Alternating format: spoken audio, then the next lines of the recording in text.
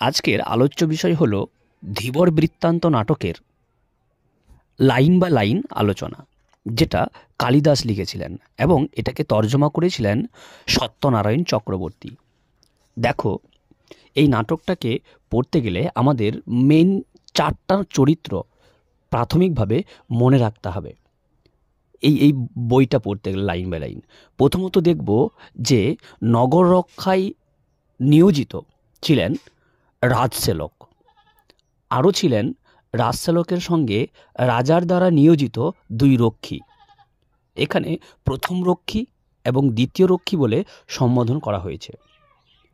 তারপরে আমাদের এখানে পুরুষ বলে একটা চরিত্র আছে, যেটা আমরা জেলে বলে চিনি। পুরুষ যেখানে যেখানে পাবে ওখানে তোমরা ভেবে নিবে যে এইখানে চরিত্রটা জেলে।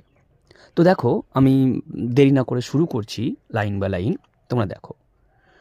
তারপর নগর রক্ষায় নিযুক্ত রাজসেবক এবং পিছনে হাত বাঁধা অবস্থায় একজন পুরুষকে সঙ্গে নিয়ে 2 রক্ষীর প্রবেশ।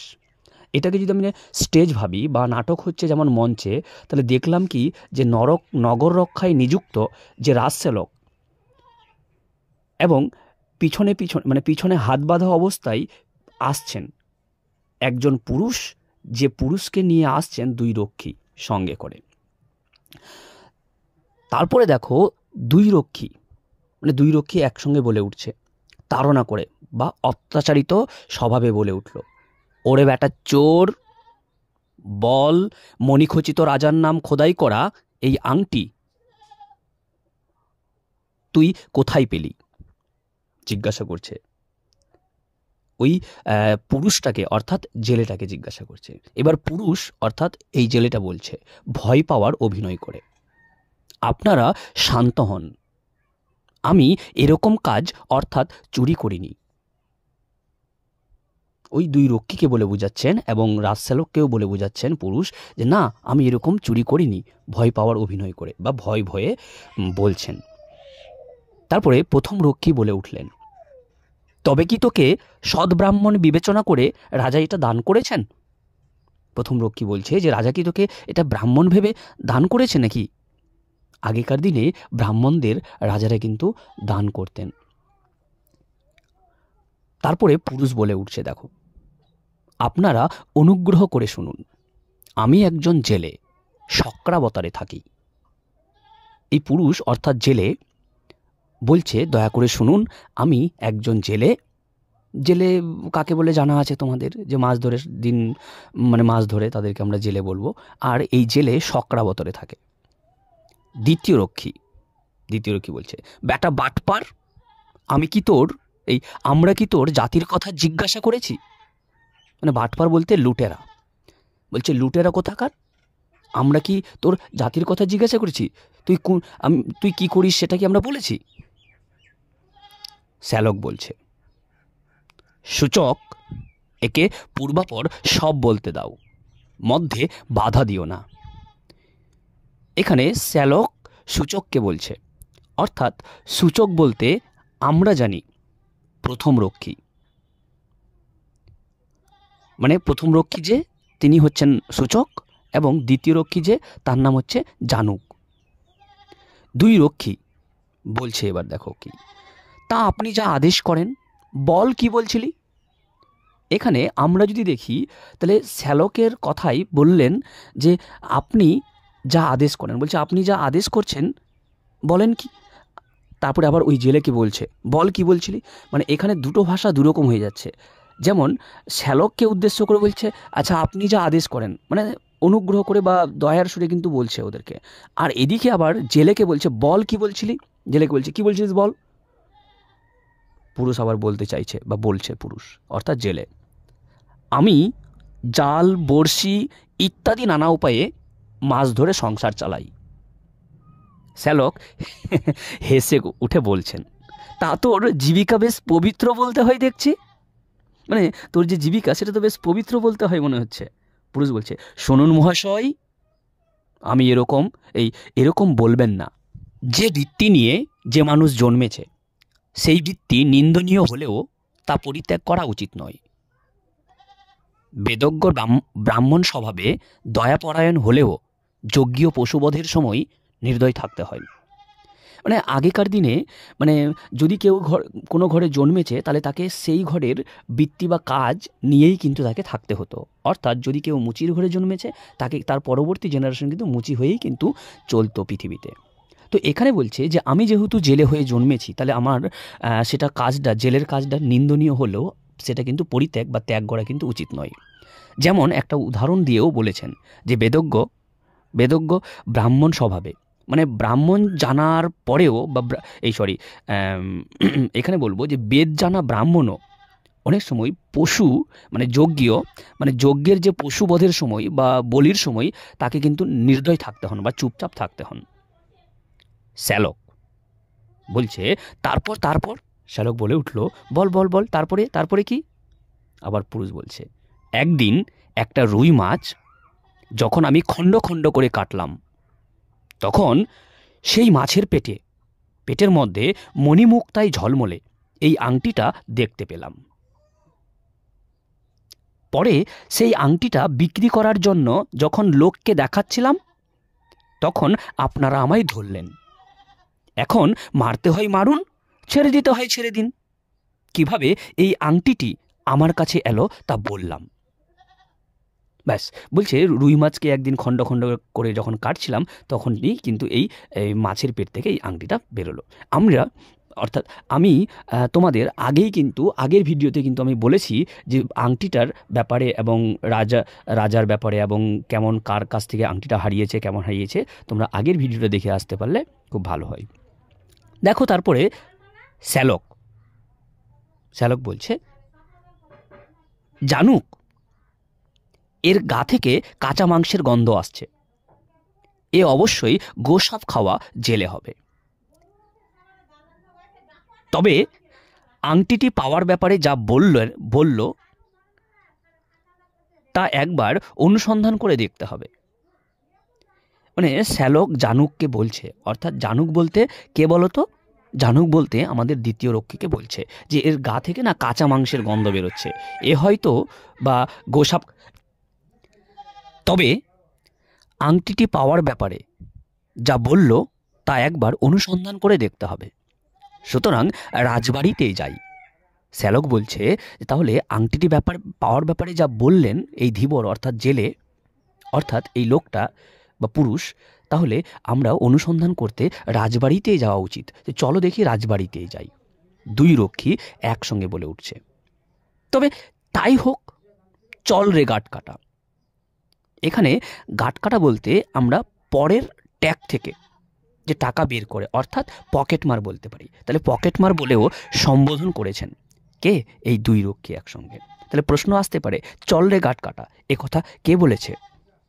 তবে আমাদের উত্তর হবে দুই রক্ষী। কাকে বলেছে? আমাদের আমাদের পুরুষ অর্থাৎ ধীবর বা জেলে। তারপরে এই বলে সবাই এগিয়ে চললেন। শ্যালক বলছে, সূচক সদর দরজায় সাবধানে এই চোরকে নিয়ে অপেক্ষা কর। সদর দরজা মানে বড় দরজা, সামনের বড় দরজায় সাবধানে একে নিয়ে অপেক্ষা কর। ইতিমধ্যেই এই আংটিটি কিভাবে পাওয়া গেল সে সব বিষয় মহারাজকে নিবেদন করে তার আদেশ নিয়ে ফিরছি। মানে কিভাবে এই আংটিটি পাওয়া গেল সেটার ব্যাপারে আমি জানছি মহারাজের কাছ থেকে, তোরা এখানে অপেক্ষা কর। দুই রক্ষী, আপনি প্রবেশ করুন, মহারাজ এ সংবাদ শুনে খুব খুশি হবেন। দুই রক্ষী বলছে যে আপনি প্রবেশ করুন, মহারাজ এ কথা শুনে খুশি হবেন। রাজসেলক বেরিয়ে গেলেন। রাজসেলক তখন কিন্তু বেরিয়ে গেলেন। প্রথম রক্ষী, আমাদের প্রভুর দেখি খুব বিলম্ব হচ্ছে। বিলম্ব বলতে এখানে দেখতেই পারি যে দেরি হচ্ছে, প্রথম রক্ষী বলছে। তবে দ্বিতীয় রক্ষী উঠে বলছে, আরে বাবা, অবসর বুঝে তবে না রাজার কাছে যাওয়া যায়। মানে হ্যাঁ, গেছে তো গেছে, তো অবসর বুঝে মানে ফাঁকা সময় হবে তবেই না রাজার কাছে আমরা সময় পাবো, বা রাজসেলক যে গেলেন তাহলে তবেই না রাজা সময় দিবে বা কথা বলবে। প্রথম রক্ষী বলছেন জানুককে অর্থাৎ দ্বিতীয় রক্ষীকে, একে মারার আগে এর গলায় যে ফুলের মালা পরানো হবে তা গাঁথতে আমার হাত দুটো এখনই নিস্পিস করছে। জেলেকে দেখিয়ে দিল। মানে প্রথম রক্ষী ভান করে জেলেকে প্রথম রক্ষী ভান করে দেখিয়ে দিল যে একে যে মারার আগে যে মালাটা পরানো হবে এর গলায়, সেটা গাঁথতে আমার হাত দুটো নিস্পিস করছে, মানে হাত দুটো আমার অপেক্ষা করছে, বা হাত দিয়ে দেখিয়ে দিল। প্রথম পুরুষ অর্থাৎ জেলে কি বলছে দেখো, মহাশয় বিনা দোষে আমাকে মারবেন না। প্রথম পুরুষ বলছে বিনা দোষে আমাকে মারবেন না। দ্বিতীয় রক্ষী বলছে তাকিয়ে দেখে, মানে দ্বিতীয় রক্ষী তার দিকে তাকিয়ে দেখে বলছে, ওই তাকিয়ে দেখে বলছে, এই তো আমাদের প্রভু মহারাজের হুকুমনামা হাতে নিয়ে এদিকে আসছেন।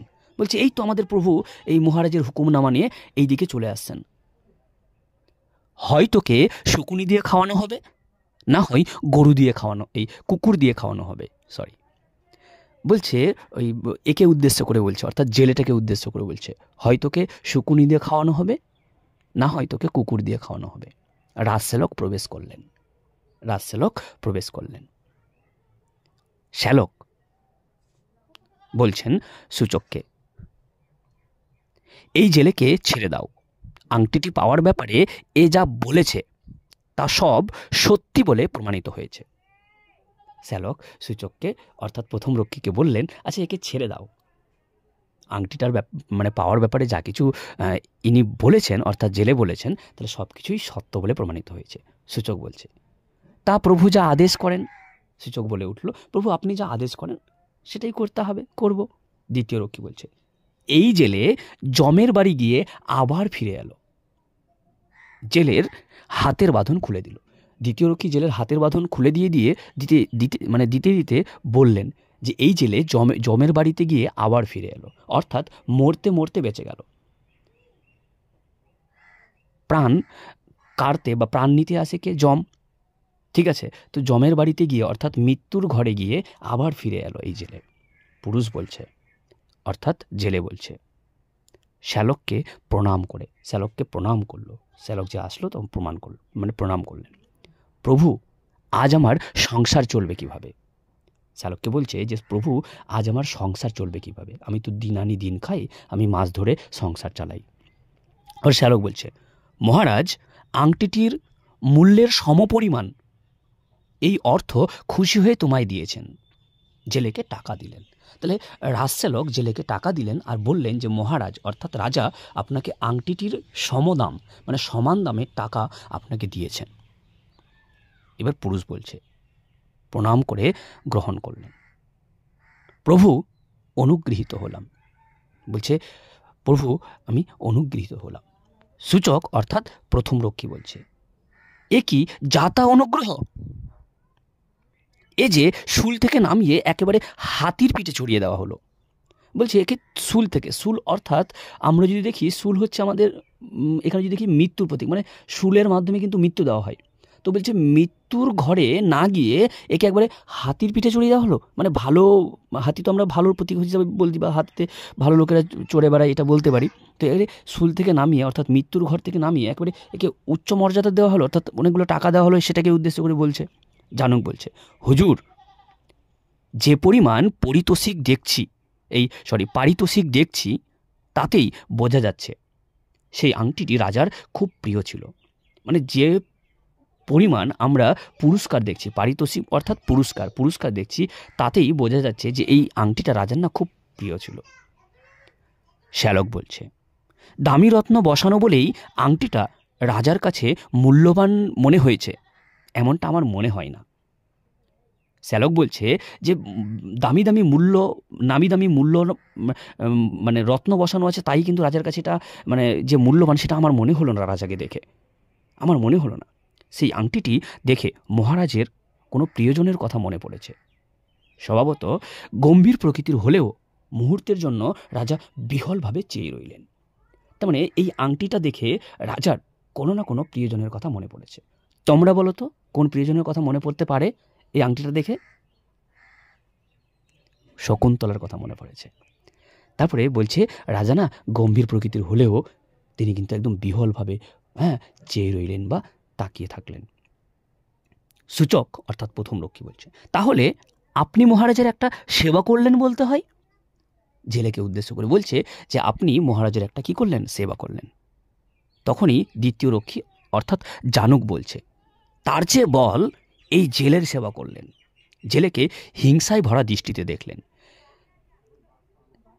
জানুক এই জেলেকে হিংসায় ভরা দৃষ্টিতে দেখে বললেন যে না না না, এটা তো জেলের সেবা করলেন, অর্থাৎ জেলেকে যে টাকা দিলেন তাহলে রাজা জেলের সেবা করলেন।